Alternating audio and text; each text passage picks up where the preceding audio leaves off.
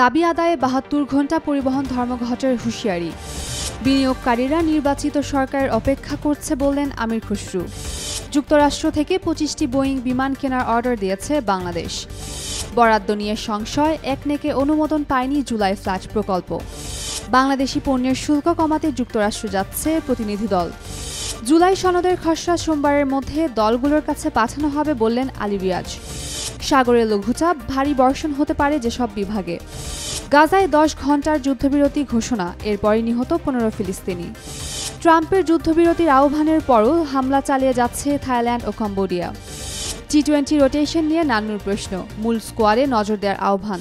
আগামী ১১ আগস্টের মধ্যে ৮ দফা দাবি পূরণ না হলে পরদিন থেকে ৭২ ঘণ্টা ধর্মঘটের হুঁশিয়ারি দিয়েছেন পরিবহন মালিক শ্রমিকরা। রোববার বেলা ১১টায় জাতীয় প্রেস ক্লাবে আয়োজিত সংবাদ সম্মেলনে এই হুঁশিয়ারি দেওয়া হয়। সড়ক পরিবহন আইন ২০১৮ সংশোধন সহ ৮ দফা দাবি আদায়ে এই সংবাদ সম্মেলনের আয়োজন করে বাংলাদেশ সড়ক পরিবহন মালিক সমিতি, Bangladesh bus truck owners association ও বাংলাদেশ সড়ক পরিবহন শ্রমিক ফেডারেশন। নির্বাচিত প্রতিনিধি না থাকায় পুলিশ ও সরকারি কর্মকর্তারা কাজ করছে না মন্তব্য করে বিএনপির স্থায়ী কমিটির সদস্য আমির খসরু মাহমুদ চৌধুরী বলেছেন, জুলাই আন্দোলনকে সফল করতে হলে জনগণের ভোটের মাধ্যমে নির্বাচিত সরকার আসতে হবে। দেশের বিনিয়োগকারীরা নির্বাচিত সরকারের অপেক্ষা করছে। রোববার ঢাকা রিপোর্টার্স ইউনিটিতে এক আলোচনা সভায় তিনি একথা বলেন।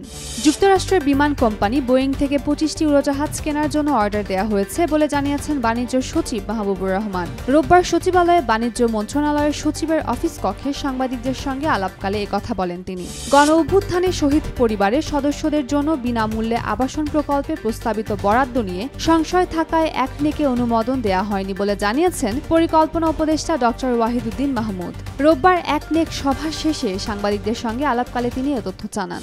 যুক্তরাষ্ট্রের বাজারে বাংলাদেশি পণ্যের উপর আরোপিত শুল্ক কমাতে তৃতীয় দফা আলোচনার জন্য ৪ সদস্যের একটি প্রতিনিধি দল সোমবার ২৮ জুলাই যুক্তরাষ্ট্রের উদ্দেশ্যে রওনা হবে। বাণিজ্য উপদেষ্টা শেখ বশির উদ্দিনের নেতৃত্বে প্রতিনিধি দলে থাকছেন নিরাপত্তা উপদেষ্টা, বাণিজ্য সচিব মাহবুবুর রহমান সহ গুরুত্বপূর্ণ কর্মকর্তারা। বিষয়টি রোববার সাংবাদিকদের জানিয়েছেন বাণিজ্য মন্ত্রণালয়ের সিনিয়র সচিব মাহবুবুর রহমান।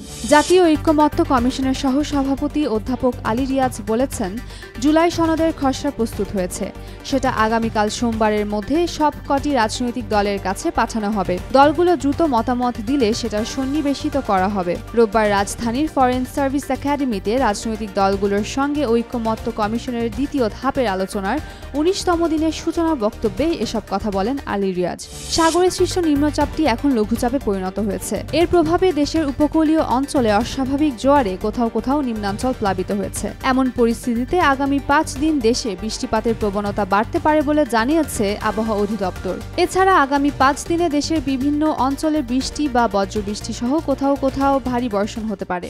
অবরুদ্ধ গাজা ভূখণ্ডে ভয়াবহ যুদ্ধ, দুর্ভিক্ষ ও মানবিক বিপর্যয়ের মধ্যেই ইসরায়েল ঘোষণা দিয়েছে ১০ ঘণ্টার কৌশলগত বিরতি। এটি প্রতিদিন স্থানীয় সময় সকাল ১০টা থেকে রাত ৮টা পর্যন্ত আল মাওয়াসি, দের আল বালা ও গাজা সিটির নির্দিষ্ট এলাকায় কার্যকর থাকবে। এমন পদক্ষেপের উদ্দেশ্য হিসেবে বলা হয়েছে মানবিক সহায়তা পৌঁছাতে সহায়ক পরিবেশ সৃষ্টি করা। তবে বিরতির ঘোষণার পরপরই রোববার ভোর থেকে ইসরায়েলি বাহিনীর হামলায় অন্তত ১৫ ফিলিস্তিনি নিহত হয়েছেন, যাদের মধ্যে নারী ও শিশুও রয়েছে। মার্কিন প্রেসিডেন্ট ডোনাল্ড ট্রাম্পের আহ্বানে কম্বোডিয়া ও থাইল্যান্ডের ২ নেতা যুদ্ধবিরতিতে রাজি হওয়ার ঘণ্টাখানেক পরই সীমান্তে আবারও একে অপরকে লক্ষ্য করে হামলা চালিয়ে যাচ্ছে। কম্বোডিয়া জানিয়েছে তারা ট্রাম্পের যুদ্ধবিরতির আহ্বানের প্রতি পরিপূর্ণ সমর্থন জানিয়েছে। অন্যদিকে থাইল্যান্ড বলছে তারা ট্রাম্পের প্রতি কৃতজ্ঞ। তবে কম্বোডিয়া থাইল্যান্ডের বেসামরিক নাগরিকদের লক্ষ্য করে হামলা চালিয়ে যাওয়ার ফলে তারা বিষয়টি নিয়ে আলোচনা করতে পারেনি। বাংলাদেশ ক্রিকেট বোর্ডের প্রধান প্রোগ্রাম সমন্বয়ক মিনহাজুল আবেদিন নান্নু পাকিস্তানের বিপক্ষে তৃতীয় ও শেষ টি-20 ম্যাচে একাদশে বড় ধরনের পরিবর্তন নিয়ে উদ্বেগ প্রকাশ করেছেন। তিনি বলেছেন, এশিয়া কাপ ও আইসিসি টি-20 বিশ্বকাপের মতো বড় টুর্নামেন্টের আগে জয়ের ধারাবাহিকতা বজায় রাখতে সেরা একাদশ মাঠে নামানো জরুরি।